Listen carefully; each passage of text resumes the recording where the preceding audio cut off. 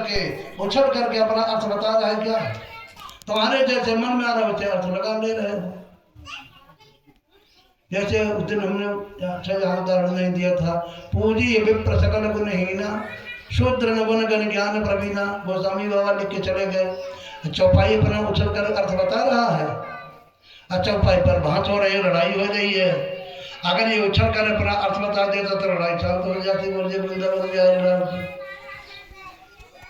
सही अर्थ क्या है जो अनुभवी महात्मा है वो बताते हैं। जिस स्तर का लिखने वाला होए उसी स्तर का अर्थ बताने वाला हो तब काम बनता है। तो पूजी विप्र की पूजा करनी चाहिए। अर्थ लोग क्या लगाते हैं, सकल गुणहीना चाहे मूर्ख ही हो। अशूद्र न शूद्र की पूजा नहीं करनी चाहिए। चाहे गुणगण ज्ञान प्रवीणा, कितना ज्ञानी हो, ज्ञान में प्रवीण हो। ये तो कहाँ सिया राम में सब जग जाने की बात रह गई गोस्वामी बाबा के अंदर। लेकिन ये अर्थ हमारा तुम्हारा है ना। सही अर्थ क्या है उसको हमसे सुन लिए तब समझ में आ जाएगा। विप्र की पूजा करनी चाहिए। जिसने पूजा किया उसका कल्याण हो गया। महाराज विप्र किसे कहते हैं, कैसे जाने को वह विप्र है। सकल गुणहीना, जो गुणों से परे हो जाए। अर्जुन को समझाते हुए कृष्ण भगवान कह रहे हैं, कितने गुणे विषय आवेदा निस्त्रय गुणो भव अर्जुना। हे अर्जुन, तुम निस्त्रय गुण गुणातीत बन जाओ। गुणातीत का ही नाम विप्र है। सकल गुणहीना, गुणों से परे हो जाना। जो गुणों से परे हो जाता है, जानते हैं क्या कहा जाता है उसको। वो स्वामी बाबा ने लिखा है, गुणातीत सचराचर स्वामी, वो नारायण के समान हो जाता है।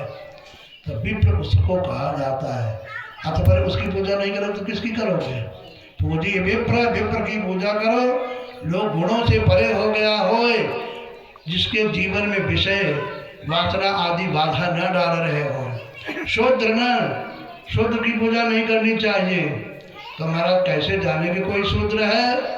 तो कहा गुण गण ज्ञान प्रवीणा, जो सांसारिक गुणों के ज्ञान में ही प्रवीण है। खाओ पियो, चोरी करो, इधर जाओ उधर जाओ, ऐसा कर लो, ऐसे ठगारी कर लो, बस इन्हीं विषयों के ज्ञान में जो प्रवीण हो उन्हीं को शूद्र कहा जाता है। ये है विप्र और शूद्र की परिभाषा। लड़ाई झगड़ा बंद करोगे वृंदावन बिहारी लाल की। लेकिन सही अर्थ जानोगे तब न। हम तो अर्थ मनमानी लगा रहे हैं।